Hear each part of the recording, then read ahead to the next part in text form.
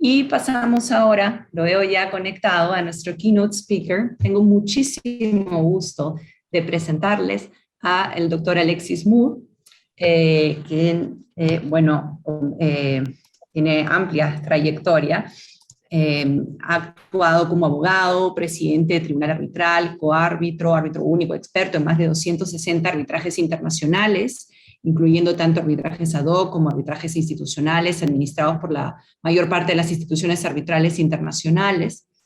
Estableció su propia práctica de arbitraje en mayo del 2015, después de haber creado la firma de abogados Castaldi, Moore Partners en 1996, la cual cuenta ahora con 35 abogados especializados en arbitraje y en resolución de conflictos. Es autor de numerosos libros y publicaciones en las áreas del derecho de los negocios internacionales, derecho internacional privado y arbitraje. Es fundador y antiguo editor encargado de Le Cahier de l'Arbitrage, el periódico de arbitraje de París. Luego, desde el 1 de julio del 2015 hasta el 30 de junio del 2021, Alexis Moore se desempeñó como presidente de la Corte Internacional de Arbitraje de la CCI y previamente como vicepresidente. Fue vicepresidente de la Institute of World Business Law y anteriormente como presidente de la IBA Arbitration Committee. Es fundador y expresidente de Paris Place d'Arbitrage. Habla con fluidez francés, inglés, italiano, español. Tiene un conocimiento profesional del portugués. La verdad, va a ser sumamente enriquecedor escucharte, Alexis, en relación a las últimas tendencias y retos del arbitraje internacional. Bienvenido. Gracias, Marianela, y siempre es un gran gusto estar con ustedes en la Cámara de Comercio de Lima. Muchas gracias por invitarme. Efectivamente, me han pedido hablar en más o menos 40 minutos de las últimas tendencias y retos del arbitraje internacional, que es un tema, por supuesto, inmenso y que no se puede tratar en 40 minutos. Lo que sí voy a hacer es, hablando de arbitraje comercial y no de arbitraje de inversión, de identificar lo que veo como los mayores retos para el futuro. Y empezando esta charla, me gustaría señalar que el 20 de mayo de este año, la Corte Europea de los Derechos Humanos ha emitido por la primera vez una decisión sobre el tema de las revelaciones de conflictos y de las consecuencias de una falta de revelación por parte de un árbitro. La Corte de Estrasburgo decidió, en un caso que se llama Beg contra Italia, que la falta de revelación por parte de un coárbitro del hecho que había sido vicepresidente del Consejo de la Casa Matriz de la parte que lo había nombrado constituye una violación del debido proceso y por lo tanto una violación por parte del Estado italiano, donde el arbitraje tenía su sede y donde el laudo había sido declarado válido, del artículo 6.1 del Convenio Europeo de los Derechos Humanos. Y esa decisión, viniendo de la máxima Corte Europea en materia de derechos humanos, nos transmite un mensaje de fundamental importancia, y es que la transparencia sobre los vínculos entre los candidatos árbitros y las partes y sus representantes es una condición para que el arbitraje sea compatible con el derecho al debido proceso.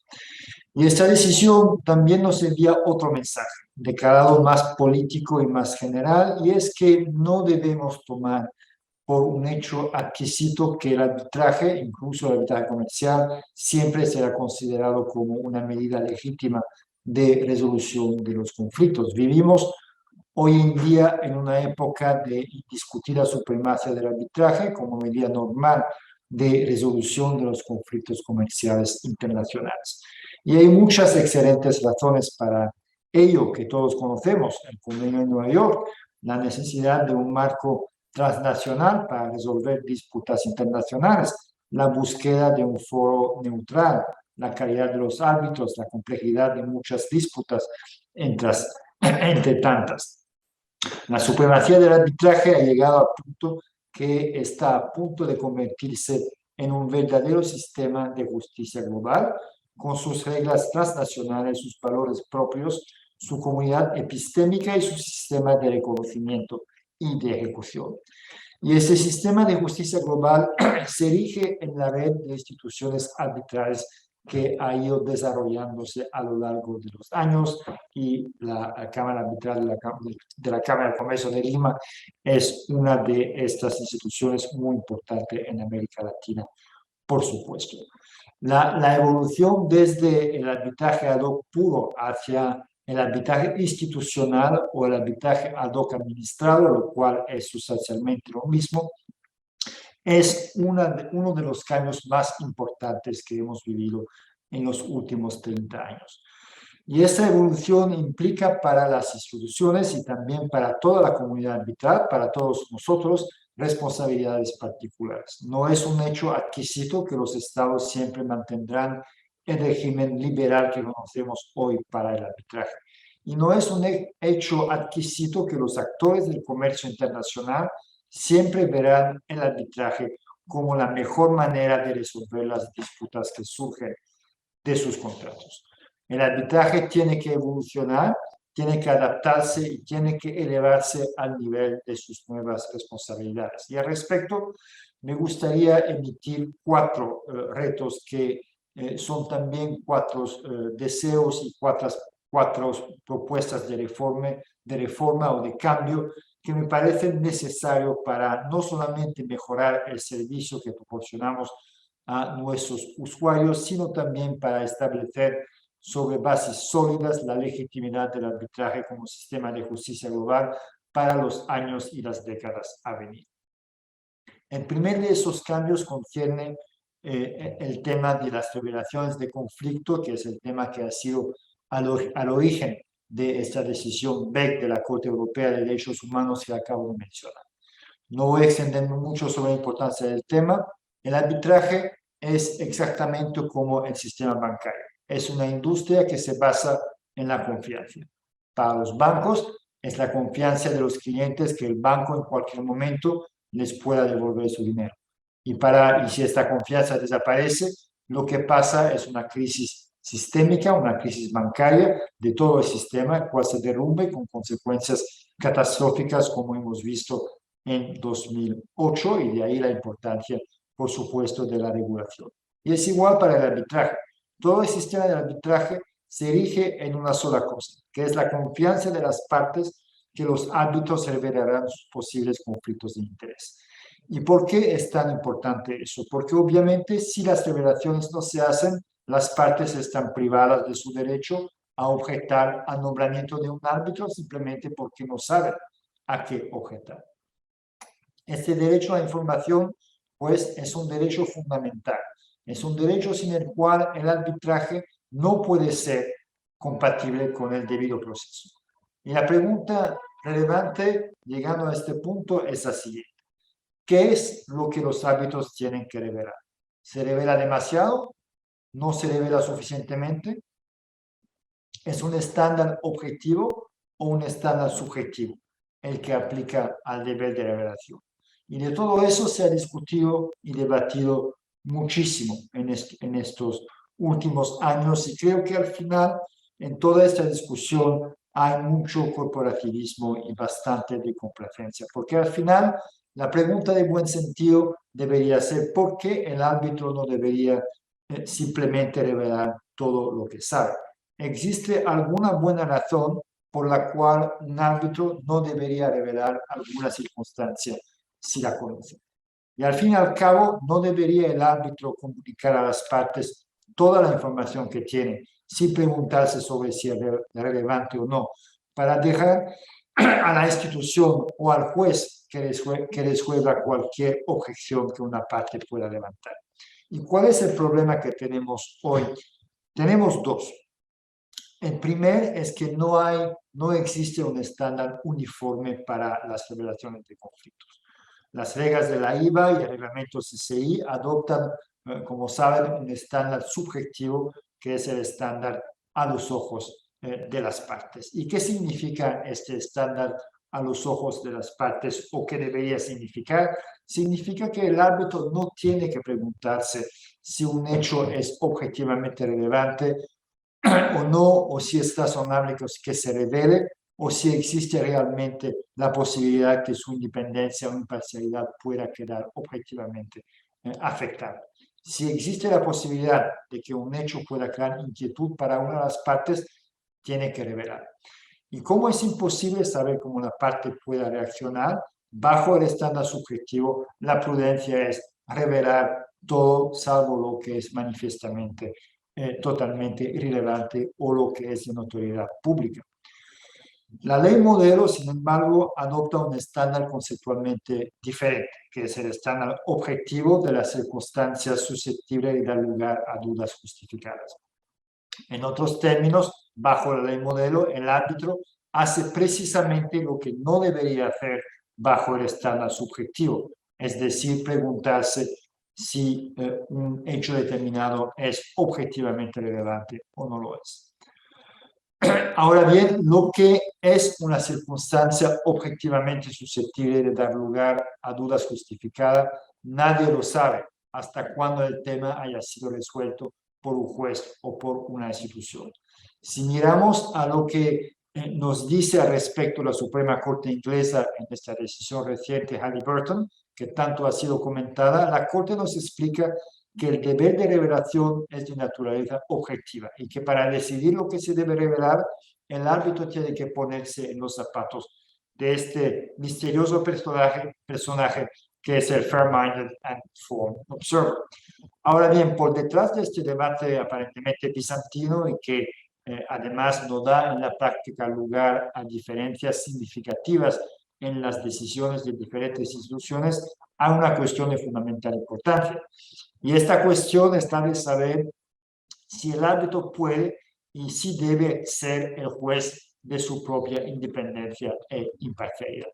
Efectivamente, si el mismo test objetivo aplica tanto al deber de revelación del árbitro como a las decisiones tomadas por la institución sobre recusación, eso significa que no existe un deber de revelar circunstancias que no pueden dar lugar a una recusación objetivamente. Y la implicación de eso es que al decidir lo que debe revelar, el árbitro se pondrá en los zapatos del juez para apreciar si a los ojos de este misterioso fair-minded and informed observer existe o no una apariencia de falta de imparcialidad. Y aquí hay un enorme riesgo moral. Hay un enorme riesgo moral y creo que al respecto de lo que hemos visto en los últimos años es un creciente consenso por parte de las instituciones en aplicar un estándar subjetivo de revelaciones y eso es, por supuesto, una evolución muy positiva. El segundo problema que tenemos con respecto a revelaciones es que incluso bajo el estándar subjetivo, cuando lo aplica la CCI, por ejemplo, seguimos teniendo demasiados árbitros que limitan sus revelaciones de manera problemática. Y eso se debe a dos cosas. La primera es que las reglas de la IVA son imperfectas y creo al respecto que en 2014 se ha perdido una oportunidad de una reforma ambiciosa. Por ejemplo, la regla de los 3 veces 3 años que aplica para nombramientos pasados simplemente creo que no tiene sentido. El Club Español de Arbitraje en su Código de Buenas Prácticas ha adoptado 10 años en vez de 3. ¿Pero por qué 10? ¿Por qué no 5? ¿Por qué 3? ¿Por qué sería un problema 3 nombramientos hace 2 años y no 5 nombramientos hace 4 años? Y el segundo elemento es que incluso en el arbitraje CCI, la cual se ha apartado en su reciente versión de su nota a las partes de las reglas de la IVA, tenemos demasiados árbitros que siguen conscientemente o inconscientemente sin revelar circunstancias que deberían serlo, precisamente porque aplican un estándar objetivo, sin entender que bajo el estándar subjetivo que debería aplicarse, lo que importa es la perspectiva de las partes. Ahora bien, ¿qué solución hay a este problema? La primera es cultural, es salir de esta idea, la cual sigue lamentablemente muy arraigada, según la cual las revelaciones son algo patológico, fuente de problemas y de complicaciones, y que hay por lo tanto que evitar revelaciones inútiles. Si bien puede haber revelaciones inútiles, lo que realmente es fuente de problemas son las faltas de revelación y no la revelación de cosas irrelevantes por obvias razones y por las consecuencias que esas faltas de revelación puedan tener en el lado. La segunda solución es de índole reglamentaria e institucional. Claro está que el estándar subjetivo, aunque sea preferible al estándar objetivo, no es una solución a todo. Siempre hay un riesgo moral, lo acabo de decir. Y creo que la buena solución es la que están proponiendo el CNUMI y el CIADI en su proyecto de código de conducta. La última versión acaba de ser publicada. Y ahí vemos, y también el ICDR tiene la misma solución desde años, y ahí vemos que aquí se aplica un estándar subjetivo a los ojos de las partes, al cual se añade un estándar puramente objetivo, es decir, una lista de circunstancias como pasados nombramientos que los árbitros están obligados a revelar. Y creo que este mix del estándar subjetivo, que es indispensable, y del estándar objetivo para las relaciones es la vía a seguir para instaurar más transparencia en la práctica de revelación y al final para fundamentar la estabilidad y la legitimidad del sistema en bases más sólidas. El segundo tema ahora que quiero abordar es el tema del deber de arbitrar en buena fe, que para mí es un tema de fundamental importancia, y aquí estamos mirando ya no a los árbitros, pero estamos mirando a los abogados. ¿Tienen los abogados un deber de no hacer falsas representaciones ante el tribunal? ¿Tienen los abogados el deber de asistir al tribunal?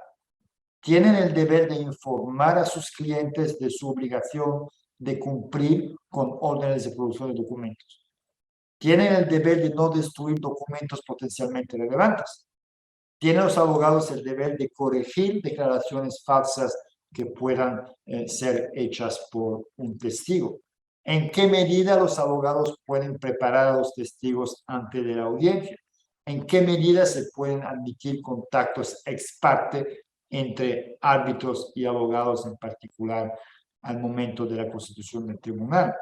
¿Tienen los árbitros el poder de disciplinar a los abogados en la medida en la cual eso sea necesario y relevante para preservar la integridad del arbitraje?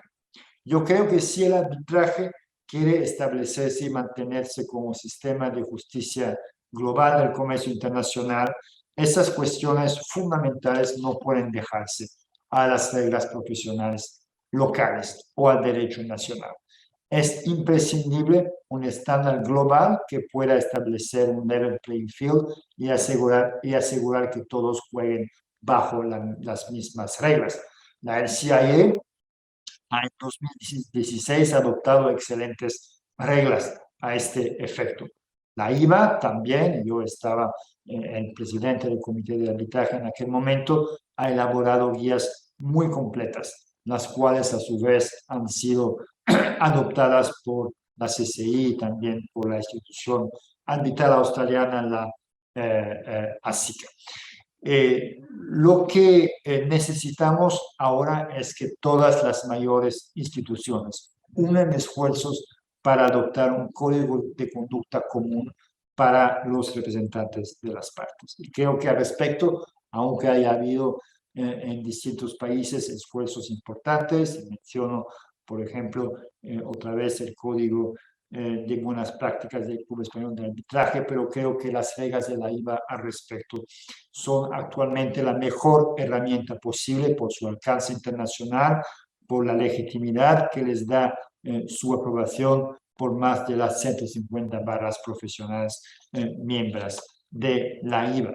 Y espero que podamos en el futuro, aunque esas reglas han sido objeto de muchas críticas, que podamos en el futuro avanzar en esta vía.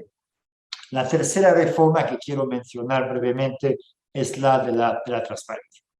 El arbitraje sigue viviendo en una cultura del secreto que ha dejado de ser compatible con las expectativas de la sociedad moderna. Y aquí sobre este punto creo que en el Perú la Cámara de Comercio de Lima ha hecho pasos muy importantes. El Faro de Transparencia es una iniciativa magnífica y creo que ustedes están mucho más avanzados que nosotros en Europa. Y creo que tres revoluciones culturales son necesarias al respecto. La primera es la de la transparencia en la práctica decisional de las instituciones arbitrales. Ya muchas instituciones proporcionan razones para sus decisiones sobre demandas de reputación y eso es muy bien.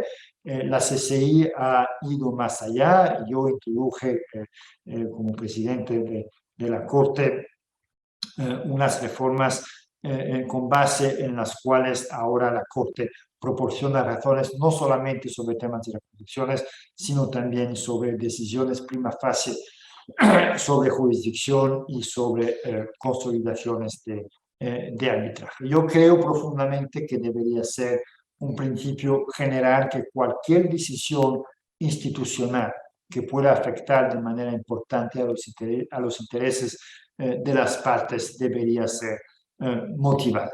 Y también nos podríamos preguntar si no debería haber transparencia también sobre cómo se adoptan estas decisiones y por quién se adoptan. En eso todavía incluso en la CCI hay progresos para hacer. Eso, por supuesto, es un tema sumamente delicado porque es comprensible que quien participa en una decisión que implica, por ejemplo, la recusación de un colega no quiera que su nombre aparezca. Sin embargo, yo creo que es una evolución necesaria porque las partes tienen que tener toda tranquilidad de que la decisión se ha adoptado bajo un proceso legítimo sin haber sido afectada por conflictos de intereses. La segunda evolución deseable es la transparencia en la gobernanza de las instituciones. Es absolutamente necesario que las instituciones arbitrales adopten reglas comunes para establecer estándares mínimos de gobernanza y de transparencia institucional. Eso se podría hacer en el marco de la IFCAI, la Federación Internacional de Cámaras Arbitrales Internacionales, no solamente por lo que concierne la composición de los órganos directivos de las instituciones, sino también con respecto a la manera con la cual sus miembros son seleccionados y con respecto a las reglas de incompatibilidad y de diversidad que se le aplican. Asimismo, es necesario que cualquier institución que sea vinculada a una Cámara de Comercio adopte reglas para asegurar su completa independencia decisional y organizacional. Eso es sumamente importante porque otra vez las instituciones ahora han vuelto a ser el backbone, en inglés, la columna vertebral del sistema arbitral internacional, y su integridad es uno de los temas más importantes para el arbitraje hoy. Y también, tercera evolución necesaria en cuanto a transparencia es la publicación de los laudos por parte de las instituciones, y aquí también la Cámara de Comercio de Lima ha hecho grandes pasos adelante. Es una medida que hemos introducido también en la Corte de la CCI, creo con muchas reticencias. Cuando yo dejé la presidencia de la Corte, hemos visto que los laudos que estaban listos para ser publicados, la política fue la de publicar después de 2 años los laudos emitidos a partir del 1 de enero de 2019, es decir, empezar la publicación a partir del 1 de enero de 2021. Y bueno, hemos visto que y esta política se ha introducido con base en un principio de opt-out, es decir, que cada parte puede objetar a la publicación, y hemos visto que muchas partes han efectivamente objetado. Yo creo con una especie de reacción pavloviana, porque las partes prefieren objetar sin pensar por qué lo hacen, pero el resultado es, bueno, sin embargo, la CCI ha empezado publicando algunos laudos, pero creo que son pocos todavía. Yo creo que hemos plantado una semilla que va a producir frutos en el futuro. Es una evolución que va a tomar mucho tiempo, pero es una evolución indispensable. Es una evolución indispensable porque la aplicación de los laudos es algo que va a permitir muchas evoluciones positivas. Y fundamentalmente yo creo que la existencia de un principio de confidencialidad, aunque exista en algunos países como Inglaterra, yo creo que este principio no se justifica. Bueno, claro que sí, está previsto en la ley, pero no existe un principio general de confidencialidad. Hay un principio de protección de la información confidencial en el arbitraje, pero un principio de confidencialidad general no se justifica. No existe ninguna razón para que en ausencia de un acuerdo contractual, de un acuerdo de confidencialidad, para considerar que el solo hecho para una parte de tener una disputa tenga que ser confidencial. No es convincente sostener que el arbitraje debe ser confidencial simplemente porque así les gusta a las empresas. Eso ignora que la justicia es cosa pública y es cosa de interés público. Y también los proponentes de un principio general de confidencialidad ignoran que muchos laudos comerciales afectan de manera significativa al interés público. Hay muchas partes, en Perú en particular, pero también en el arbitraje CCI, 15%, en 15% o 20% de los casos, una de las partes es un Estado o una entidad estatal. Yo creo que existen muchísimas razones para establecer en el arbitraje comercial un principio general de transparencia. Primero, la publicación sistemática de los laudos aseguraría una mayor transparencia en cuanto a los conflictos de intereses, al permitir a las partes saber en cuáles otros casos ha estado un árbitro. Segundo, ayudaría a fortalecer la legitimidad del arbitraje y a combatir la imagen del arbitraje como justicia que está hecha behind closed doors, sin ningún control. No nos olvidemos que uno de los principios más fundamentales de las democracias modernas, aunque no sea directamente aplicable al arbitraje, es que la justicia tiene que ser pública. Y tercero, proporcionaría a las partes una información más completa a la hora de nombrar a los árbitros, permitiéndoles entender la manera con la cual los árbitros razonan sus decisiones sobre temas relevantes. Y por fin mejoraría la calidad de los laudos, al permitir a los árbitros referirse a otros casos arbitrales, lo cual aseguraría una mejor consistencia y previsibilidad de las soluciones, en particular en industrias como la de la construcción, en las cuales la casi totalidad del contencioso se somete al arbitraje. La publicación sistemática de los laudos les daría un valor normativo que actualmente no tiene, permitiendo así al arbitraje contribuir a la formación y a la evolución del derecho con la formación de una jurisprudencia constante que jugaría un papel equivalente al de una regla de stare decisis arbitral. Ahora me aproximo al cierre. Hay una tercera evolución que me gustaría mencionar brevemente y es la del arbitraje expedito.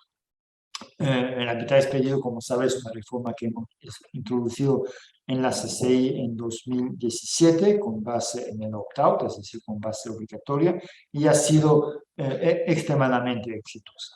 Todos somos conscientes del diagnóstico. En los miles de arbitraje que no ponen en juego cientos de millones o billones de dólares, que no implican asuntos de particular complejidad, los cuales son el cotidiano, son el bread and butter del arbitraje comercial internacional. El arbitraje cuesta demasiado y dura demasiado. Simplemente para resolver claims de 1, 2, 5 o 10 millones de dólares, los cuales representan la vida o la muerte para muchísimas pequeñas y medias empresas que tanta importancia tienen en el comercio internacional, no es razonable tener un arbitraje que pueda durar 18 o 24 meses con costes desproporcionados. Simplemente eso no es eficiente. Y de este tema, otra vez la comunidad arbitral ha ido discutiendo por décadas. Se han emitido decenas de códigos de buenas prácticas, de recomendaciones, de guías, sin que haya sido posible lograr avances significativos.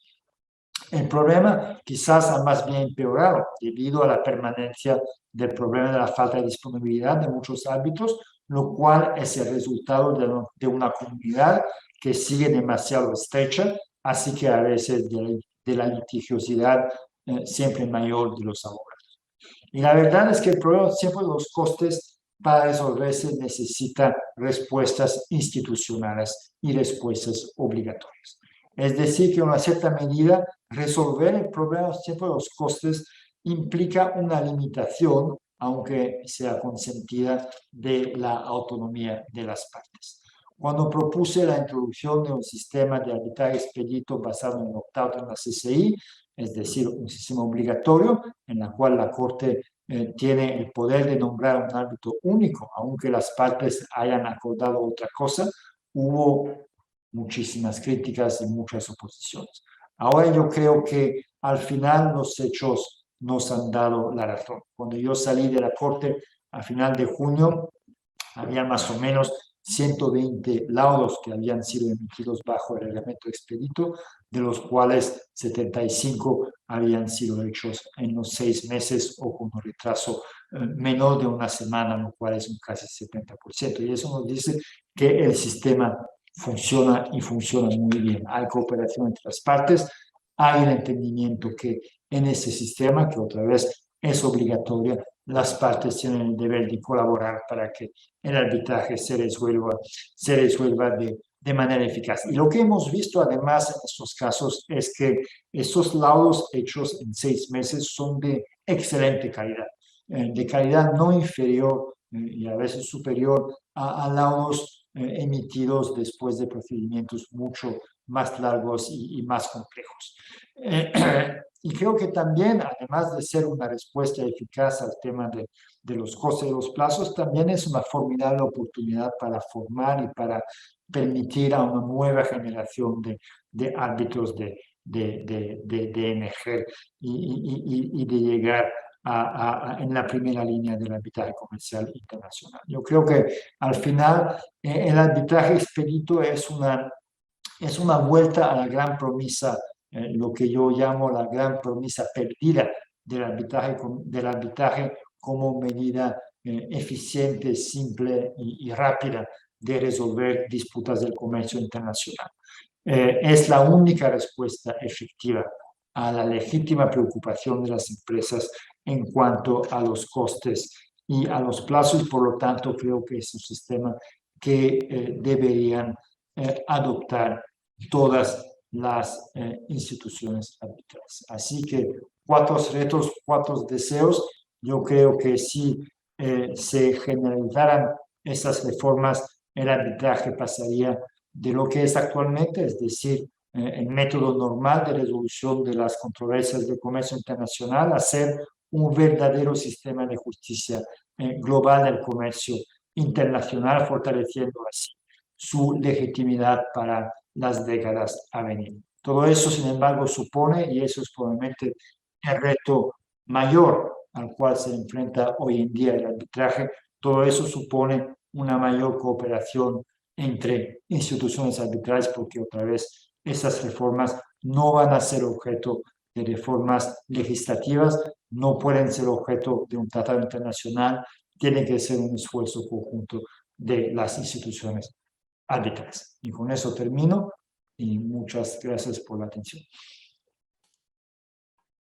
Muchísimas gracias a ti, Alexis, por este keynote speak, estos mensajes tan potentes que nos has enviado en relación un poco a 4, ¿no?, pilares, digamos, por un lado, hacia una mayor transparencia en la práctica de revelación para los árbitros, un deber de arbitrar en buena fe, sobre todo por parte de los abogados, buscando un estándar global, una mayor transparencia en la práctica decisional de las instituciones arbitrales, y luego, en general, a nivel estructural del sistema para buscar cumplir esa promesa perdida del arbitraje que mencionaste. Y por el lado de la CCL, nosotros estamos comprometidos y en obviamente, adoptar todas esas buenas prácticas, conforme ibas hablando, realmente apuntaba muchas ideas de cosas que podemos hacer, implementar en nuestra institución, y siempre en la búsqueda de estar con los estándares internacionales y las mejores prácticas.